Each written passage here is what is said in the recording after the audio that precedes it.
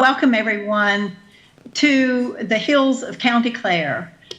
This is where I work in my home studio. My sustainability journey with wool began strictly out of necessity. In spite of the millions of sheep that are here in Ireland, I could not find the specialty yarns that I desired in order to create my freeform crochet. So after much reading, researching, I decided to purchase only 3 sheep, learn how to shear them, skirt the fleece, card the fleece, wash it, dye it, and spin it. This was before I ever heard about sustainability or circular living, but these are the things that I still do to this very day in my work. Not everyone is fortunate to have sheep, but if you're a crafter and you want to try processing your own wool, you can visit your local co-ops like the Galway Wool Co-op, your wool shows, your agricultural shows, and get to know the farmers and the members there. They'll be more than happy to share their knowledge with you, and in many cases, they will share their fleeces with you. This is how I came to procure my very first raw fleece. I was at an agricultural show, and one of the farmers was impressed with what I was trying to do, and he gave me a Galway sheep fleece. So that's how I actually got started. If you do not have the space to wash and process your own fleece in order to spin, see if you can find a small mill near to you.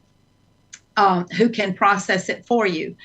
Now, from time to time, I use a small mill in Germany because I get behind in my work and I don't have time to wash all these fleeces by hand. So I send the fleeces to this mill in Germany. They will accept as small an amount as 2 kilos of fleece, and they send it back to me washed and carded into sliver, which then I can dye and spin. And for those crafters who want to use local wool but have no desire at all to make their own yarns, you can do this by going to your local yarn festivals, or yarn festivals happen all over Europe. Attend some. There are always local farmers at these festivals that want to sell their wool yarns and their products made from the yarn. So you can obtain your local yarns from them in that way. You can also, another good thing to do is join some local groups, such as a guild's local spinning group, or a Fibre Shed affiliate. Fibre Shed affiliates are all over the world now, and they support and encourage the wool producers, such as the farmers, the processors, crafters like myself, dyers, and designers. If you're not a crafter at all, but you can still contribute to the sustainability in what you wear and use by shopping at charity shops, swap shops, read the labels. You'll find some wonderful garments made from natural fibers, and the cost of these is much less than if you were to purchase them brand new. The top and cardigan I have on today were purchased at my local charity shop for less than 25 euros. The top is cashmere. The cardigan is a vintage Aran hand knit. And when I wear these products, these clothing and garments made from wool and the local wools, I really get great satisfaction in knowing that when I'm no longer wearing them, if they wear out or I just don't want them anymore, I can compost them back into the soil. The soil then produces the grass. The grass feeds the sheep, and then the sheep, they give me their wool every year over and over that I can use in my work. This is something that's always been close to my heart and that I really enjoy about my work. I am working on a cardigan right now. I'm knitting this cardigan.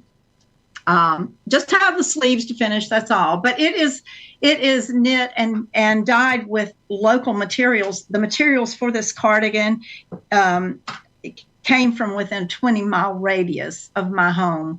The wool is Galway sheep wool, and the materials for the dyes are the flowers and plants that I grow in my garden or collect right around me.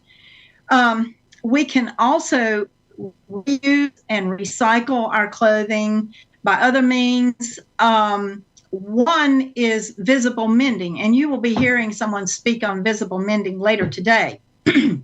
And this is a rather new but very creative way to reuse a garment that has been moth-eaten or has tears in it. I have this pair of black linen trousers that I truly love, but they had gotten some holes in them. And so what I did is I took some crewel embroidery wool, I made visible patches on them, and I'm going to continue wearing them on and on.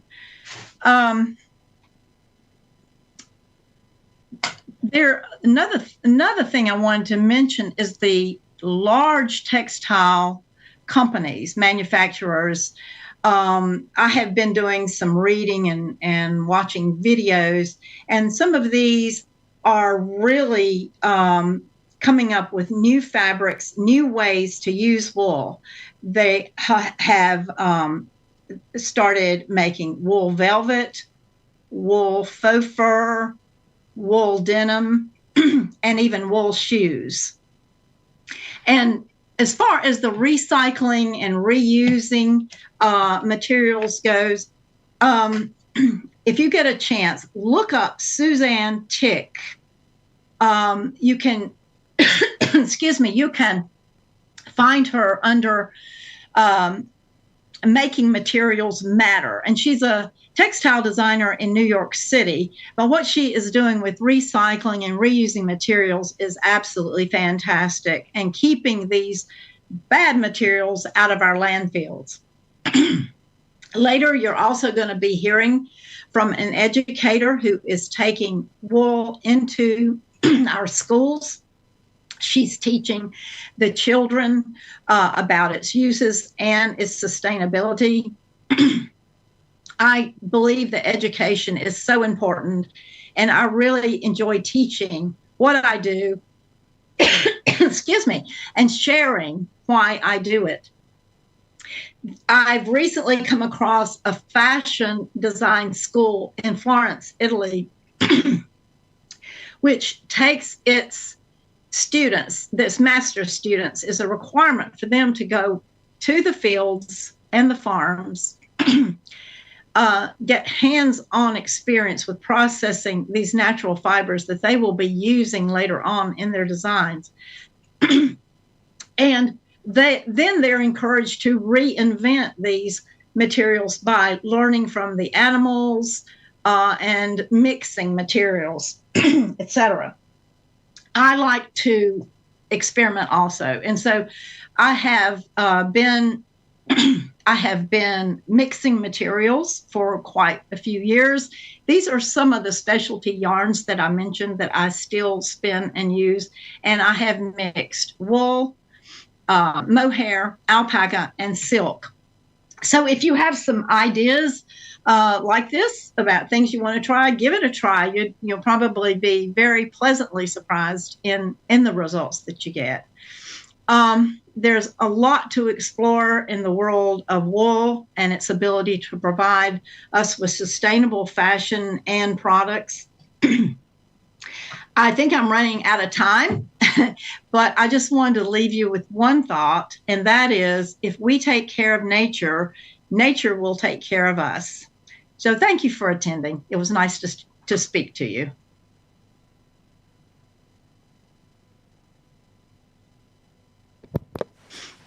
Thank you, Sandra.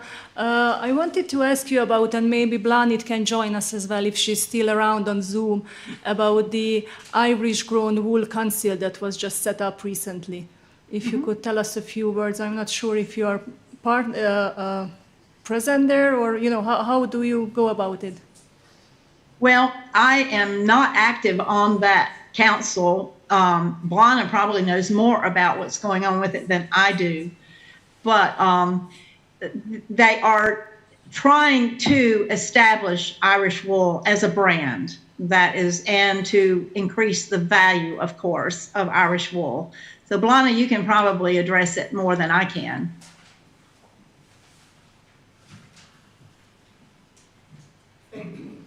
Thank you. Maybe Blanit is not around anymore. Anyway, we will have the... Thank you, Sandra.